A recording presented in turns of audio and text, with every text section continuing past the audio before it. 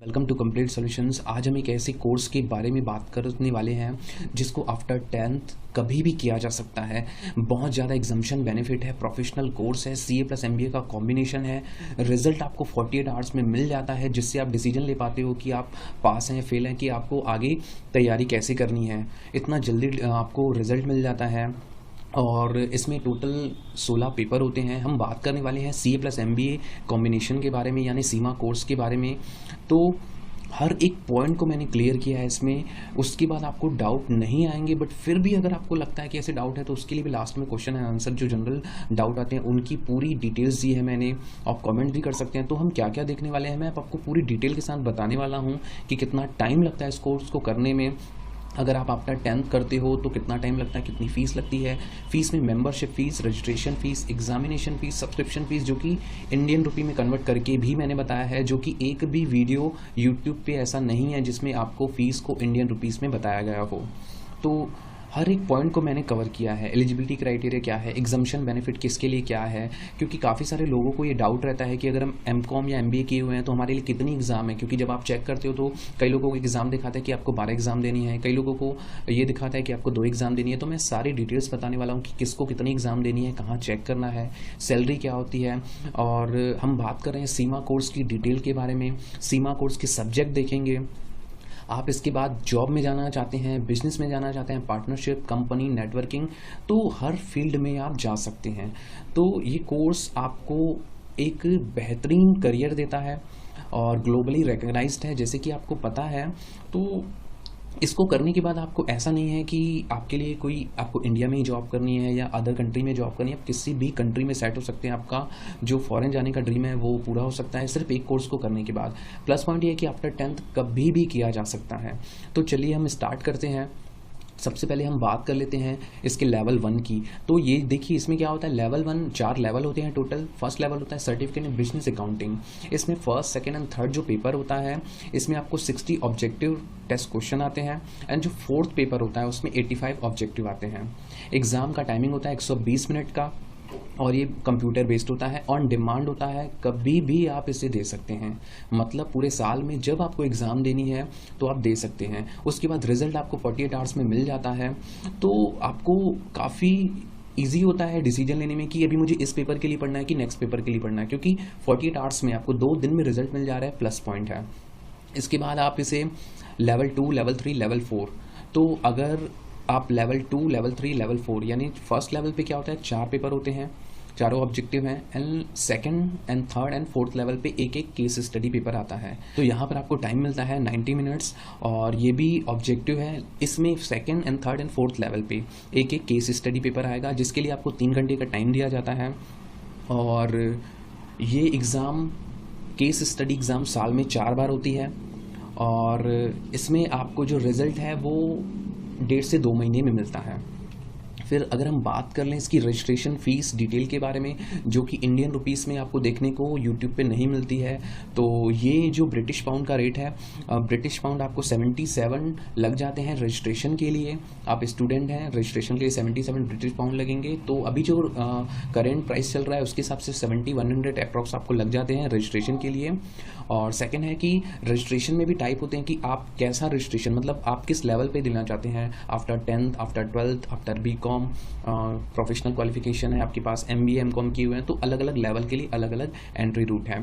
फिर देखिए जैसे है फर्स्ट रजिस्ट्रेशन मैंने आपको बता दिया 77 पाउंड। अब सेकंड है कि registration for the Seema master gateway. Master gateway means अगर आप एमकॉम किए हुए हैं, मास्टर डिग्री आपके पास, एमबीए किए हुए हैं, तो आपको यहाँ पर 425 ब्रिटिश पाउंड लग जाते हैं, जो कि अप्रॉक्स 40,000 के आसपास होता है इंडियन रुपीज़ की। अगर हम बात करें, आप जिस भी कंट्री में हैं तो आप कन्वर्ट कर सकते हैं गूगल में जाके कि आपकी कंट्री में कितनी रुपीस होते हैं।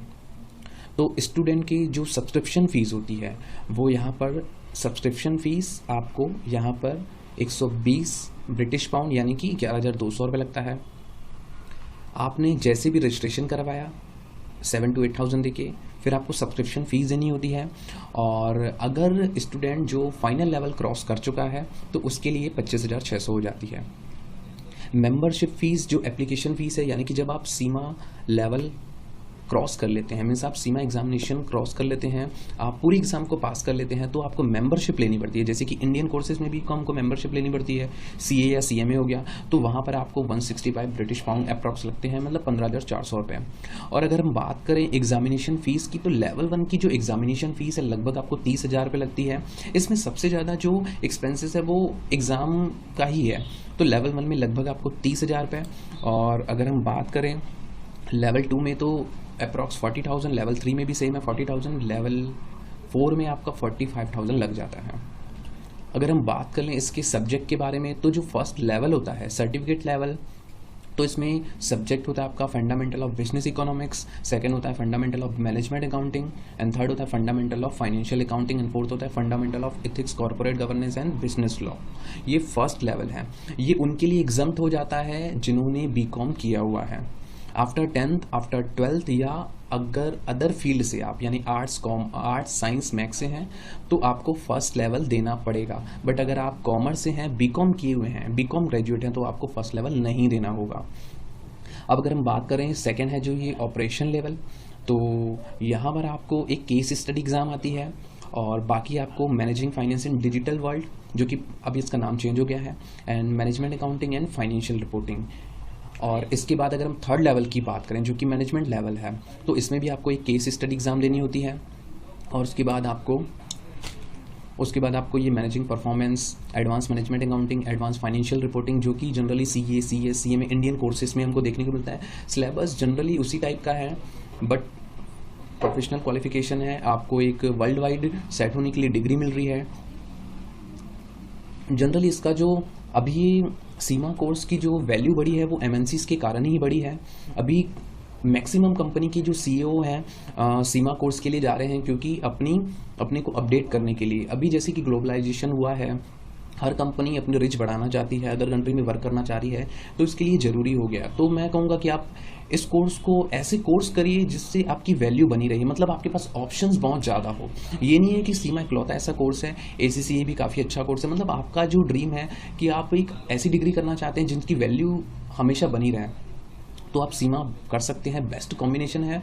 और जो इसकी सबसे बड़ी प्लस पॉइंट मुझे लगती है कि यहाँ पर जो मैक्सिमम पेपर है ना ऑब्जेक्टिव टाइप है, तो बहुत बड़ी प्लस पॉइंट लगती है। अब है फाइनल लेवल, स्ट्रैटेजिक लेवल, तो इसमें आपको एक case study, strategic management, risk management, financial strategy, इसके बारे में हम बात करते हैं। अब यहाँ पर रजिस्ट्रेशन के लिए आपको क्या करना होता है? रजिस्ट्रेशन के लिए आपको अपनी कॉन्टैक्ट डिटेल, अपनी एड्रेस, ईमेल देना होता है। अगर आप कहीं पर जॉब कर रहे हैं, वर्क एक्सपीरियंस है, किसी कंपनी में है अभी, तो उसकी आपको डिटेल देनी होगी। कहीं से कोचिंग ले रहे हैं तो उसकी भी डिटेल देनी होगी। अगर आप UK से हैं तो आपके पास एक ऑप्शन होता है कि आप सिर्फ ऑनलाइन ही रजिस्ट्रेशन करवा सकते हैं, बट UK के अलावा किसी भी कंट्री से हैं तो आपको ऑप्शन होता है अपने डेबिट क्रेडिट कार्ड से, तो ऑनलाइन आप पेमेंट कर सकते हैं, बट पोस्टल पेमेंट भी कर सकते हैं। UK में पोस्टल पेमेंट नहीं होती है, बट अगर आप इंडिया से हैं, पाकिस्तान से हैं, किसी भी कंट्री से हैं, तो आपको डेबिट यानी ATM कार्ड, क्रेडिट कार्ड, इनकी डिटेल्स देनी होती है।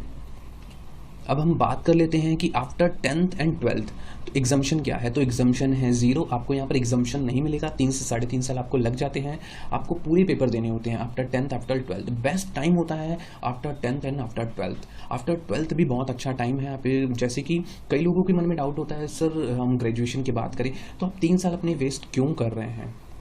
एक एंट्री लेवल के कारण आप जिसे आप 6 मंथ में क्लियर कर सकते हैं। तो मैं कहूँगा कि आफ्टर 10th, आफ्टर 12th जो स्टूडेंट अभी 10th 12th में है वो डिसाइड करें।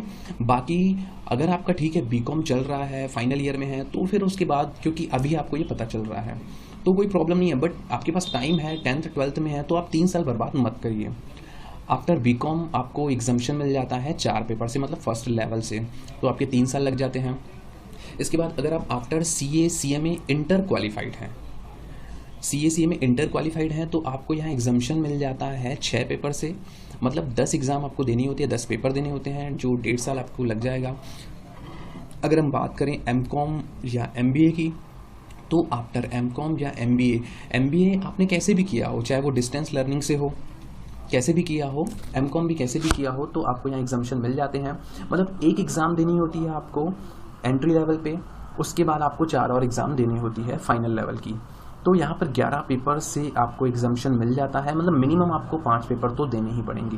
अब काफ़ी सारे लोगों के मन में डाउट होता है, सर 1-2 पेपर देके हम तो एमकॉम या एमबीए किया हुआ है तो आपको 5 पेपर देने ही होंगे, 1 साल आपको टाइम लग जाएगा। आप और क्वार्टरली एग्ज़ाम होती है केस स्टडी की। एंड अगर आप सीएमए या सीए मेंबर हैं तो आपको एक ही एग्ज़ाम देनी होगी, 6 मंथ आपको लगेंगे, लगभग आपकी फ़ीस जो है 1 लाख तक लग जाएगी, टोटल खर्चा आपका 1 लाख तक आ जाएगा। अब इसकी जो ऑफिशियल वेबसाइट है simaglobal.com। अब हम ऐसे क्वेश्चन लेने वाले हैं जो जनरल लोगों के डाउट होते हैं कि सर ये आर्ट्स वाले स्टूडेंट कर सकते हैं, कितने परसेंटेज हैं, क्या चीज़ है, कितनी देर पढ़ना चाहिए, बहुत सारी चीज़ें कौन कौन कर सकता है। तो उनके बारे में बात करने से पहले जॉब्स कहाँ हैं, जॉब्स एजेंसी कौन सी है, ऑफिशियल वेबसाइट, तो सब बताने से पहले मैं आपको ये बस बोलना चाहूँगा कि अगर अभी तक आपने वीडियो लाइक नहीं किया है तो आप लाइक किया कीजिए, क्योंकि मैं लाइक के लिए नहीं बोलता हूँ तो लाइक्स कम आते हैं। लाइक्स एंड कॉमेंट्स ही हमारा मोटिवेशन होता है। आप शेयर करते हैं, बहुत अच्छा लगता है। सब्सक्राइब कर देना ताकि नेक्स्ट वीडियो आपको टाइम पर मिल जाए। तो अब हम बात कर लेते हैं, इसकी जो ऑफिशियल वेबसाइट है simaglobal.com है, सारी डिटेल आपको मिल जाती है। Oldest and largest body in the world, तो सीमा सबसे पुरानी सीमा इंस्टीट्यूट है वर्ल्ड में। और अगर आप जॉब के लिए खुद सर्च कर रहे हैं अच्छी बात है, बट अगर आप लोकल, जैसे जनरली हमको लोकल कहीं अपनी एरिया में भी जॉब चाहिए होती है तो आजकल हम प्लेसमेंट एजेंसीज़ के पास जाते हैं। तो जॉब एजेंसीज़ के पास आप जा सकते हैं। टाइम्स जॉब बेस्ट है कि घर बैठे आप इंटरनेट पे सर्च कर सकते हैं, फिर जब आपकी जॉब लगती है तो आपको उनको एक सैलरी का पोर्शन देना होता है, तो आपको वो बेस्ट कंपनियों के एनी टाइम अपडेट देते रहते हैं। एग्जाम्शन हर जगह पे इसलिए दिए गए हैं क्योंकि आपके पास अगर प्रीवियस कोई नॉलेज है, जैसे कि आपने बीकॉम किया हुआ है तो 4 पेपर का नॉलेज आपको वो पूरी बीकॉम में मिल जाता है, तो इसलिए फर्स्ट लेवल से एग्जाम्शन दे दिया। ऐसे ही अगर आपने प्रोफेशनल कोर्स किया हुआ है, एमबीए एमकॉम किया हुआ है, तो आपको इतने सारे एग्जाम्शन इसलिए दिए जाते हैं क्योंकि आपने जो चीज़ें ऑलरेडी पढ़ के रखी है, नॉलेज है, तो उनको फिर से रिपीट नहीं कर पाया जाता। प्लस पॉइंट है ये।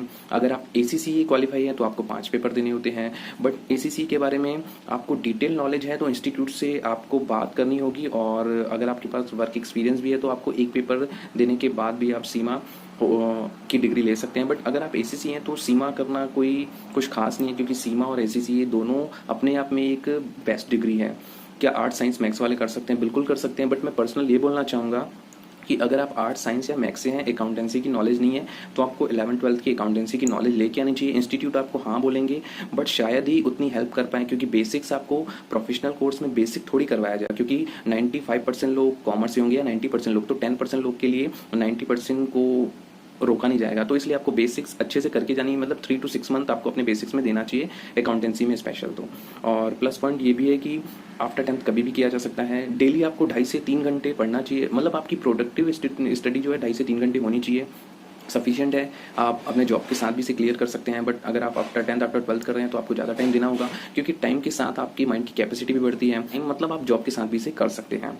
अब सीमा कोर्स इंटरेस्टिंग इसलिए होता है क्योंकि पूरा प्रैक्टिकल ओरिएंटेड है, मतलब ऐसी चीज़ें आपको इसमें समझाई जाती है, पढ़ाई जाती हैं। बिजनेस की हर एक फील्ड, मतलब एंटरप्रेन्योर आपको बनना है, जॉब में जाना है, बिजनेस कंपनी किसी भी एरिया में जा सकते हैं, तो सारी चीज़ें इसमें बताई जाती है। तो काफ़ी इंटरेस्टिंग है, बोरिंग नहीं लगता आपको, पूरी रियल चीज़ें हैं इसमें। बड़ी बड़ी कंपनियां, किसी भी कंपनी में, बिग 4 इंडिया की अगर हम बात करें और भी बड़ी कंपनियों के बारे में, तो आप इनमें जा सकते हैं। अगर हम वर्क एक्सपीरियंस की बात कर लें तो बिफोर, ड्यूरिंग, आफ्टर कभी भी वर्क एक्सपीरियंस लिया जा सकता है। अगर आपको प्रीवियस कोई वर्क एक्सपीरियंस है, मतलब आर्टिकलशिप है, CA एंड CMA, CS को इंक्लूड नहीं करेंगे, नहीं किया इंस्टीट्यूट ने, तो CA एंड CMA की आर्टिकलशिप है तो इसको एक्सेप्ट कर लेता है सीमा, मतलब आपको सीमा में फिर से 3 साल की आर्टिकलशिप करने की जरूरत नहीं है। CA एंड CMA वाली आर्टिकलशिप की आपकी एक्सेप्ट हो जाती है। क्या कोई परसेंटेज लगेंगे? जैसे कि आपने MCOM किया हुआ है तो 50 या 55, ऐसा कोई भी परसेंटेज नहीं है, जस्ट पास होने चाहिए बस आप।